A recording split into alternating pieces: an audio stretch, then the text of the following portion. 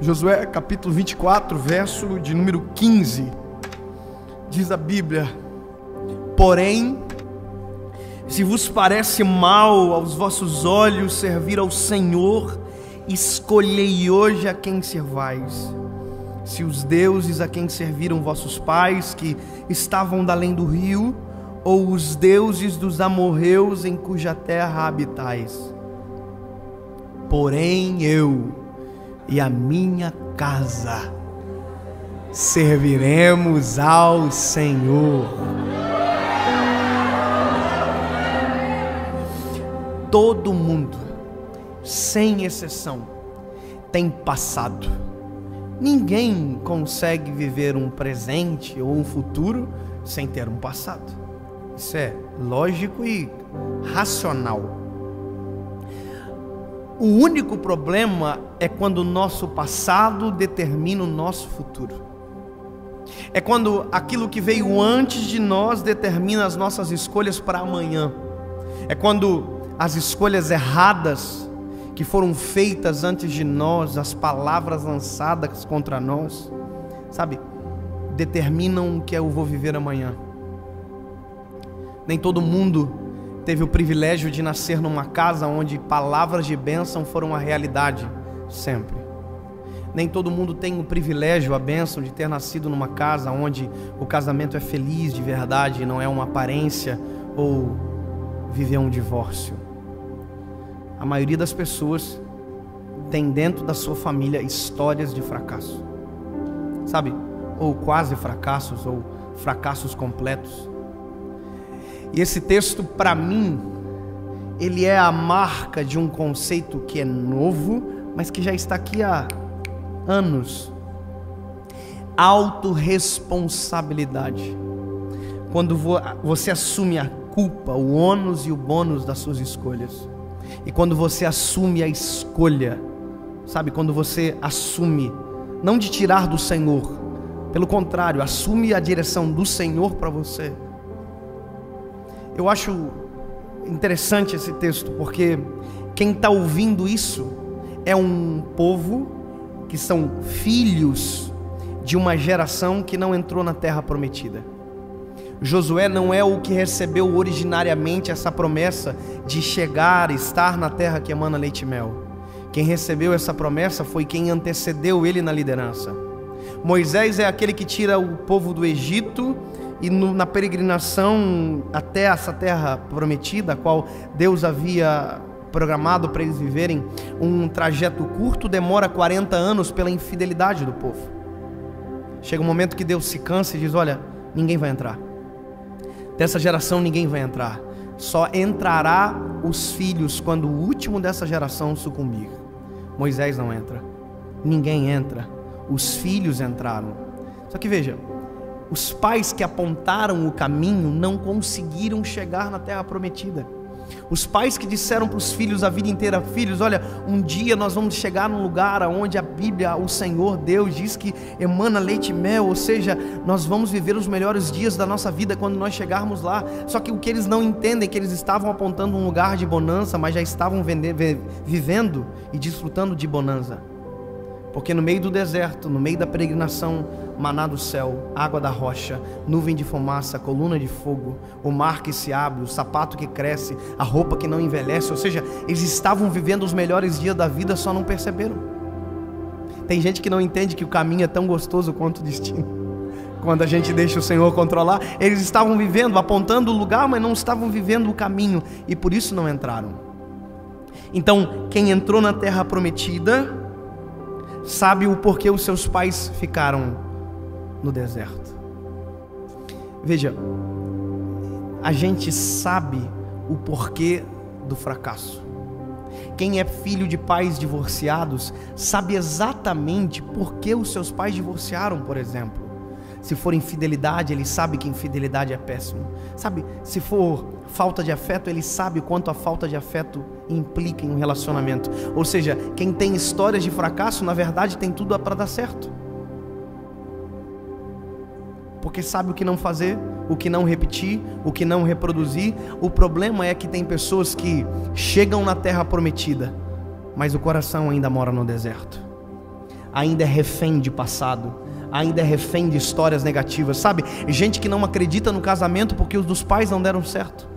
Gente que não acredita na família porque a sua família não deu certo. Gente que não acredita mais nas pessoas porque desacreditou, porque viu dando errado dentro de casa, na sua história. Veja, você não é refém daquilo que deu errado. Assuma a responsabilidade para viver algo novo. Assuma a ponta, sabe? Muda o paradigma que foi estabelecido sobre você. Você não é fruto de algo que disseram para você. Você é fruto daquilo que Deus tem ao seu respeito e disponível para entregar para você. Mas tem uma coisa importante aí: autorresponsabilidade, que é o que Josué está fazendo. Veja, Deus traz à tona, através da boca de Josué, tudo aquilo que o povo viveu no deserto. Deus lembra eles: olha como eu sou bom, olha o que eu fiz. Deus está se esforçando para trazer a memória desse povo que é bom, maravilhoso servir a Deus e não o passado. Só que veja, quando Deus para de falar através da boca de Josué, quem assume é Josué, e Josué está bravo demais. Ele diz: ei, se vos parece mal servir esse Deus, tudo que Deus fez de bom ele contou, e ele diz de maneira sarcástica: se vos parece mal servir esse Deus, escolham quem vocês vão servir. O que ele falou? Escolham a quem vocês vão servir. Ele está dizendo: vocês só são reféns se quiserem. Falaram que você é um idiota, você só será um idiota se quiser. Falaram que você é um fracassado, você só será um fracassado se quiser. Falaram que você não vai dar certo, você só não vai dar certo se quiser. Ei, quem veio antes que você divorciou, não deu certo o casamento, só dará errado o seu se você quiser. Porque se você quiser dar certo, escolha. Se você quiser que a sua vida seja o oposto daquilo que disseram, escolha. Deus tem algo novo para você a partir da decisão que você tomar. Ei, eu não sou aquilo que disseram ao meu respeito, eu sou aquilo que o céu gritou sobre mim nesta geração.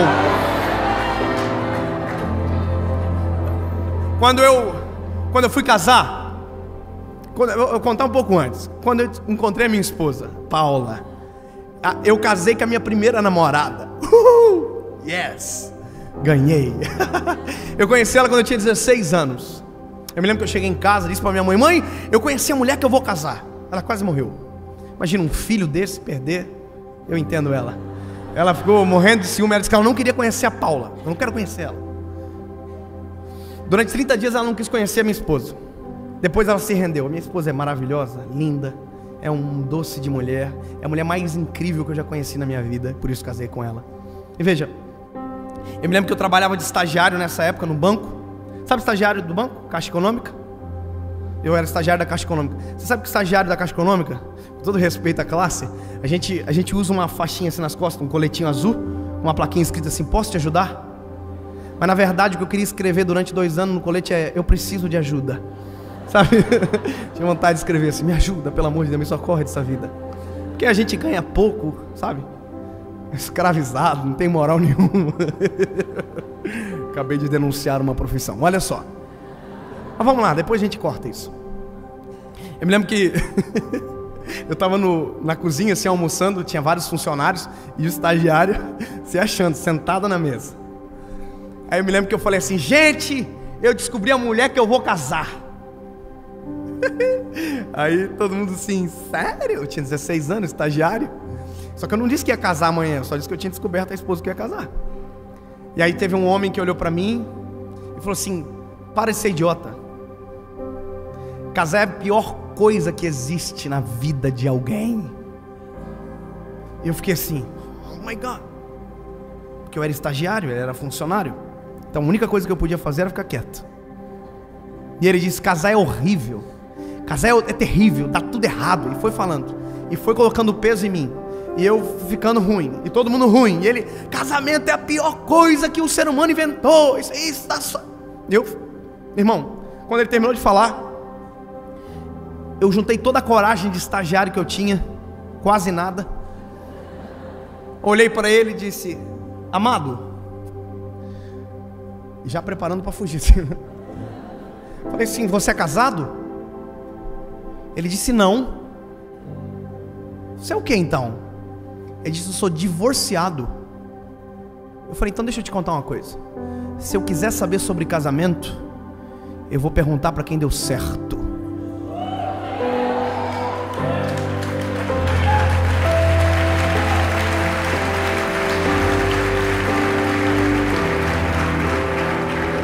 Me lembro de no final do dia passar na mesa de gerente, assinar uma folha. Brincadeira. Mas deixa eu te dizer, a gente tem que fazer isso. A gente tem que parar de aceitar lixo de gerações que foram passadas para nós. A gente tem que parar de aceitar legados de maldição. Para de se vitimizar, para de colocar a culpa em quem veio antes, que você assume a responsabilidade. Ei, o meu casamento será feliz. Teve divórcio no casamento de vocês, da família de vocês, dos pais de vocês? Olha pra cá. O meu casamento vai dar certo. Teve adultério? Eu serei fiel à minha esposa até o final. Sabe, porque a gente escolhe. É o que Josué está dizendo. Ei, se vocês quiserem dar errado, o problema é de vocês, porque eu e a minha casa serviremos ao Senhor.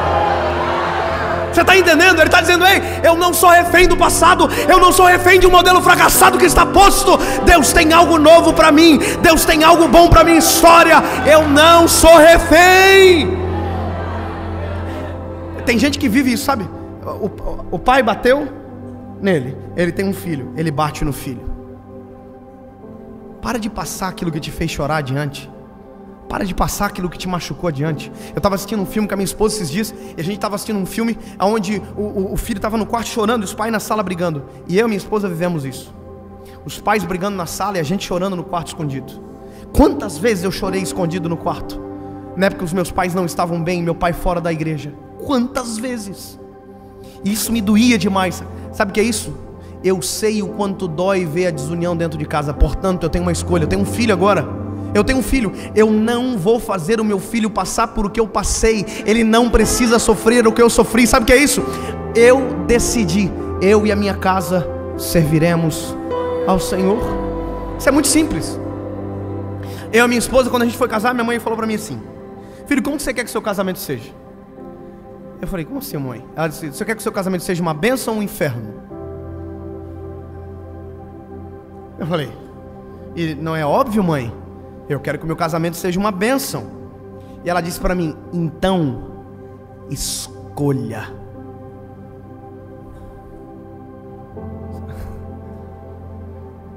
Mãe, como assim? Porque quando a gente escolhe, as nossas atitudes que seguem após a escolha condizem com a escolha que a gente fez. Se eu quero ter um casamento feliz, eu sei o que não fazer e sei o que fazer. Eu tenho todos os motivos para não dar errado. Eu tenho todos os motivos para dar certo, porque o que eu aprendi aqui me apresentou um futuro maravilhoso, brilhante, extraordinário. O que eu vi às vezes dando errado dentro da minha casa, isso é normal, só me ensinou aquilo que eu não devo fazer. Aí minha mãe falou assim para mim: escolheu? Então tá bom, então agora eu vou te dizer uma coisa. Convidou todo mundo pro teu casamento?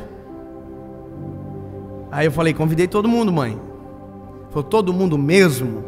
Eu falei: uai, como assim, mãe? Quem que a mãe tá falando? Minha mãe falou assim: Jesus. Você convidou para o seu casamento? A minha mãe é aquelas mulheres de oração violenta, irmão. Ela é crente mesmo. Orou 8 anos e Jesus salvou meu pai.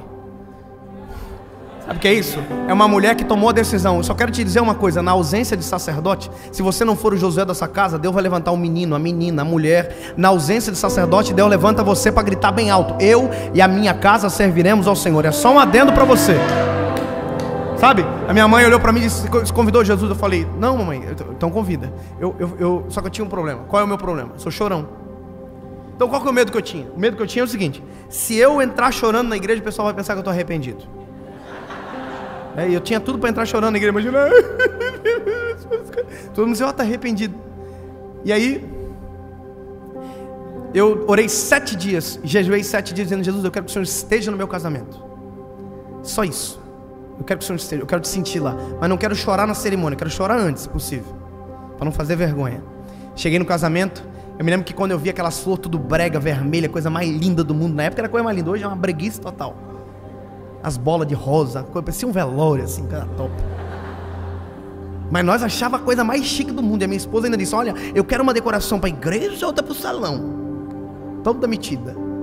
E Deus atendeu o pedidinho dela. Mas deixa eu dizer, eu entrei na igreja, olhei tudo aquilo, me lembro que eu comecei a sentir a presença de Deus, entrei dentro de uma sala e eu gritava chorando, dizendo: Tu é maravilhoso, Tu veio, Tu é real, Tu estás aqui, Senhor, Tu és o meu Deus. E aí eu me lembro, irmão, que eu comecei a chorar, eu estava maquiado. Sabe, irmão, sabe? Oh my God. Péssimo, irmão, o maquiador deixou igual um robô, coisa mais feia do mundo. E eu me lembro que eu saí assim, sequei a maquiagemzinha, entrei na igreja sem chorar, casei com a minha esposa e fui para casa. E no dia que eu fui para casa, sabe quem foi comigo?